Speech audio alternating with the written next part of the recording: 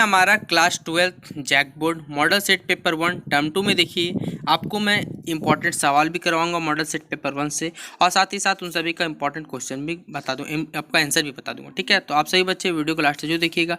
Video पसंद आए तो वीडियो को लाइक करिएगा। ठीक है, तो पहला सवाल आप यहाँ से देख सकते हैं। पहला तो आपको देखिए ये सातों सवाल करके जाने, इसमें एक भी सवाल छोड़ना नहीं है। मैंने आपको कल ही बोला था कि ये सातों के सातों सवाल इंपॉर्टेंट है, मार्क कर लीजिएगा, आपके एग्जाम में आएगा। ये सवाल आप लोग देख लीजिए, आपको मैं एक करके आंसर दिखाता हूँ। पहला तो असहयोग आंदोलन आपको एकदम पढ़ के जाना है। मौलिक अधिकार के बारे में पढ़ के जाना है। पानीपत का प्रथम युद्ध जरूर पूछा जाएगा आपसे।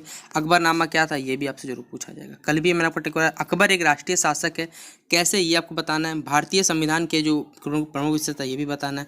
भारत के विभाजन के कुछ प्रमुख कारणों के बारे में बताना है, और गांधी जी की दी इंपॉर्टेंट भूमिका। ये सारे के चारों सवाल जो मैं आपको करवा रहा हूँ ये इंपॉर्टेंट है। अब इनका चलिए हम लोग एक एक करके आंसर देखते हैं। पहला आंसर आपको यहाँ मिल जाएगा कि मुगल वंश के संस्थापक कौन थे, तो बाबर। हूल दिवस कब मनाया जाता है, तो आपका 30 जून को मनाया जाता है। 1857 क्रांति की शुरुआत कहाँ से हुई थी, तो 10 मई 1857 मेरठ में हुई थी। जलियांवाला बाग था 13 अप्रैल 1919 बैसाखी के दिन। याद रखिए कौन सा त्यौहार चल रहा था, बैसाखी चल रहा था उस टाइम। भारत का संविधान 26 जनवरी 1950 लागू। दक्कन के गाँव में रियायतों ने बगावत कब की थी, तो 12 मई आपका 1875 को।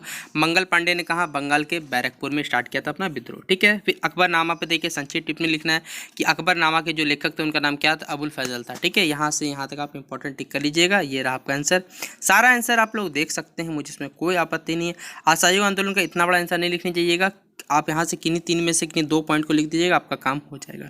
मौलिक अधिकार के बारे में यहाँ जितना दिया आप अपने से लिख सकते हैं, या फिर अपने एग्जाम में अपने जो भी पढ़ा है अपने आज तक उसके हिसाब से लिख दीजिए, कोई दिक्कत नहीं है आपको। पानीपत का प्रथम युद्ध 21 अप्रैल 1926 के बीच में लड़ा गया था। किसके बीच में, तैमूर शासक जो थे जहीर उद्दीन मोहम्मद बाबर, और क्या था दिल्ली के सुल्तान जो चल रहे थे इब्राहिम लोदी, उन दोनों के बीच लड़ा गया था। ठीक है, और इसी युद्ध में इब्राहिम लोदी हारेगा, और कौन भारत में क्या स्टार्ट होगा, मुगल वंश से स्टार्ट होगा। ठीक है, पानीपत का। फर्मिंगर की 5 मिनट छोड़ सकते हैं, कोई दिक्कत नहीं मुझे। स्थायी बंदोबस्त पढ़ के जाइएगा, इंपॉर्टेंट सवाल। पानीपत का दूसरा प्रथम युद्ध एकदम इंपॉर्टेंट सवाल है। ठीक है, फर्मिंगर वाला देखिए बार बार आया, ये भी थोड़ा देख लीजिएगा फिर। ठीक है, फिर हमारा यहाँ से देखिए वो डबल रिपीट हो गया, पहले बता दो। अकबर एक राष्ट्रीय शासक था कैसे, ये जरूर देख लीजिएगा। इतना बड़ा पॉइंट नहीं लिखिएगा। ठीक है, सिर्फ आप क्या करिएगा, यहाँ 1 2 3 4 5 6 पॉइंट दिए, किन्हीं पॉइंट का उल्लेख कर दीजिए, या फिर 4 पॉइंट, 1 पॉइंट बड़ा लिखिएगा, 2 पॉइंट छोटे छोटे लिख दीजिए, काम हो जाएगा। स्वतंत्रता आंदोलन में महात्मा गांधी की भूमिका इंपॉर्टेंट है, मार्क कर लीजिए, एग्जाम में जरूर आएगा। भारतीय संविधान का मुख्य विशेषता, टॉप क्वेश्चन आपके एग्जाम में आएगा ही आएगा, आप लोग कुछ भी बोल लीजिए। इतना 17 पॉइंट मत लिख दीजिए, उठा के 6-7 पॉइंट लिख दीजिएगा, बस हो गया खत्म। कि भारतीय संविधान लिखित एवं नियमित, यह एक क्या है, सुविस्तृत और दीर्घ, यह क्या है, विश्व का सबसे बड़ा लिखित संविधान है। इससे करके अपने हिसाब से बना के लिख सकते हैं आप लोग। फिर देखिए ये सेट 2 का आपका क्वेश्चन है, जो पहला शॉर्ट आंसर है कि तुजुकी बावरी किस भाषा में लिखा गया, तो ये तुर्की भाषा, और इस सॉन्ग में से किसने लिखा है, बाबर ने खुद लिखा है, ये उसी की आत्मकथा है। ठीक है, आत्मकथा है। स्थायी बंदोबस्त के अंतर किसानों लगान के रूप में वसूली की गई धनराशि का कितना भाग जमींदार को देते, तो 1/11 भाग क्या कर देते थे, 1/11 भाग स्वयं रखते थे, बाकी कुल रकम 10/11 भाग क्या कंपनी को देना पड़ता था, जमींदारों को भी। 1857 क्रांति से भारत का जर्नल कौन था, तो वो था लॉर्ड कैनिंग था। चौरी चौरी घटना 4 फरवरी 1922, आपका आज वर्तमान का जो हमारा अभी चल रहा है उत्तर प्रदेश, उसी में क्या हुई थी, गोरखपुर जिले में क्या हुई थी, चौरा चौरी घटना हुई थी, जहाँ पर क्या किया गया था, पुलिस वालों को क्या कहते हैं, जला दिया गया। इसी के बाद ये हमारा चौरी चौरा घटना ये फेमस है। मुस्लिम लीग की स्थापना 30 दिसंबर 1906 इसी मत क्या बंगाल के ढाका में हुई थी, बांग्लादेश जो है वर्तमान का क्या हमारा बांग्लादेश। 6 नंबर, अकबर ने फतेहपुर सीकरी कब बनाया, तो याद रखिएगा जो गुजरात मिशन पे गया था उसमें विजय प्राप्ति हुई, तो उसी की याद में कह सकते बनाया गया था फतेहपुर सीकरी में बुलंद दरबार। भारत छोड़ो आंदोलन इंपॉर्टेंट सवाल 8 अगस्त 1942। फिर शॉर्ट आंसर टाइप में दीन इलाही धर्म, ये भी इंपॉर्टेंट मार्क कर लीजिएगा, आपका एग्जाम पूछा जाएगा कि दीन इलाही धर्म से आप क्या समझते हैं बच्चों। लॉर्ड डलहौजी के अपहरण कल भी मार्क करवाया था, इंपॉर्टेंट सवाल मार्क करिएगा, एग्जाम में जरूर भिड़ेगा। आंसर देख लीजिए आप लोग, इतना बड़ा मत लिखिएगा क्योंकि आपको 50 वर्ड ज़्यादा आंसर नहीं है। 3 नंबर का सवाल, इतना लीजिए काफ़ी है। भले हिस्ट्री मानता हूँ 8 सेकंड का ना, लेकिन इतना बड़ा नहीं लिखिएगा। भारत छोड़ो आंदोलन की जो विफलता या फिर क्या कारण थे भारत छोड़ो आंदोलन के, तो क्रिप्स मिशन की असफलता हुई थी, जनता में स्वतंत्रता आंदोलन के प्रति नया जोश भरना, द्वितीय विश्व युद्ध का प्रभाव, ये सारे के सारे इंपॉर्टेंट कारण है भारत छोड़ो आंदोलन के, तीनों लिखिएगा, अच्छा सवाल है। भारतीय संविधान से ये छोड़ सकते हैं आप, इससे कोई दिक्कत नहीं है।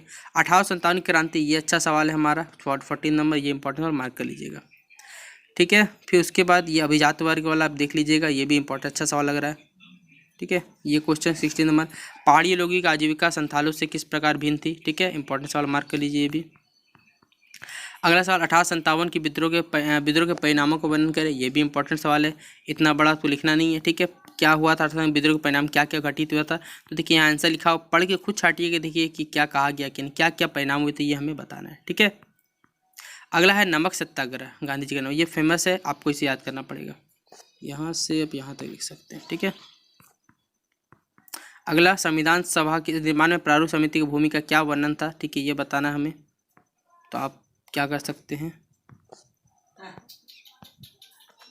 यहाँ से यहाँ तक भी लिख सकते हैं। अच्छा बच्चों, हमारा मॉडल सेट पेपर 3, जिसमें आप इंपॉर्टेंट मार्क करिएगा।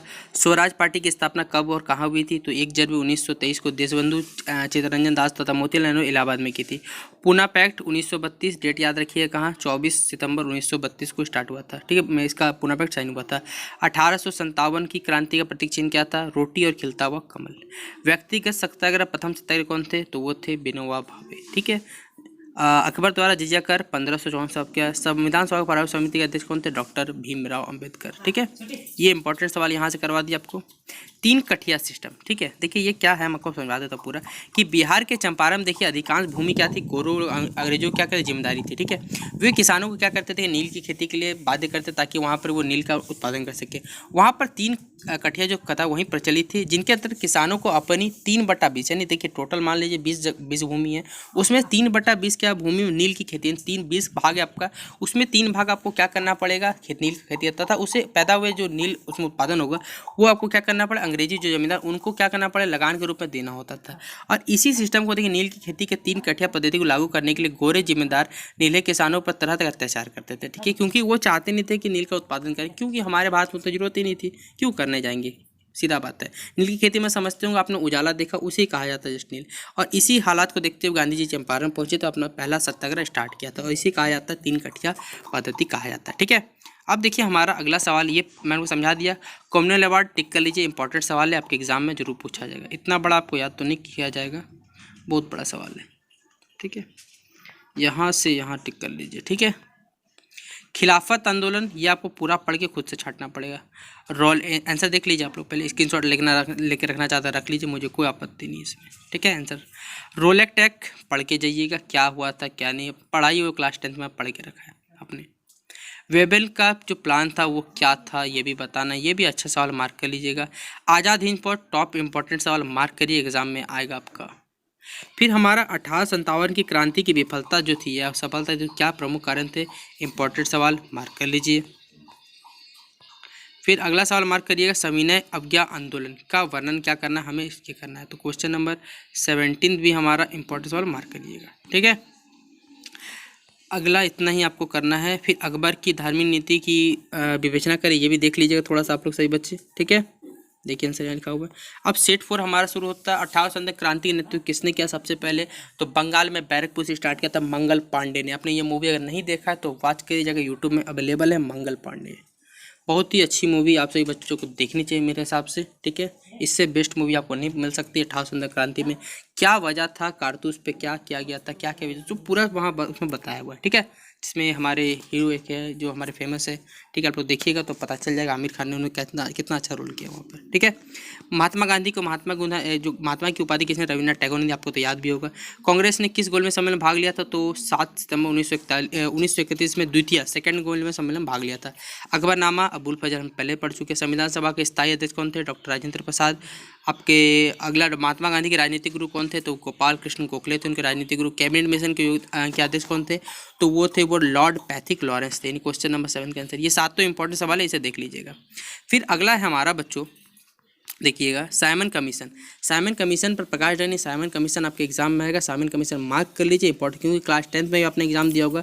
साइमन गो बैक का नारा पड़ा था। साइमन कमीशन था क्या, भारत पे क्या करने आया था, ये सारी की सारी बातें यहाँ पर लिख सकते हैं।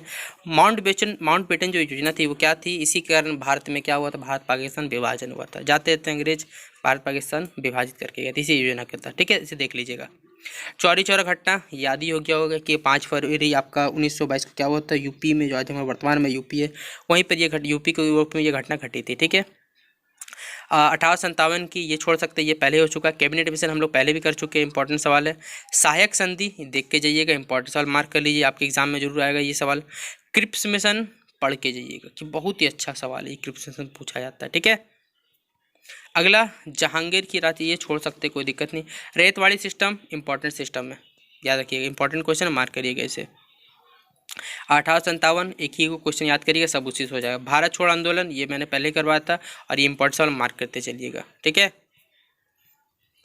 अब आता है सेठ भाई। बाबर का पूरा नाम जहीरुद्दीन मोहम्मद बाबर। भारत का व्योमवृत्त किसे कहा जाता है, तो Dadabhai Naoroji, grand old man of India जिसे हिंदी में इंग्लिश में कहते हैं, तो वो है दादा भाई नौरोजी को कहा जाता है। दूर फिरंगी को सबने मन में ठान लिया, जो कविता आपने पढ़ी थी क्लास 8 के बुक में, तो ये सुभद्रा कुमारी चौहान जी ने लिखी है, यह प्रसिद्ध कविता।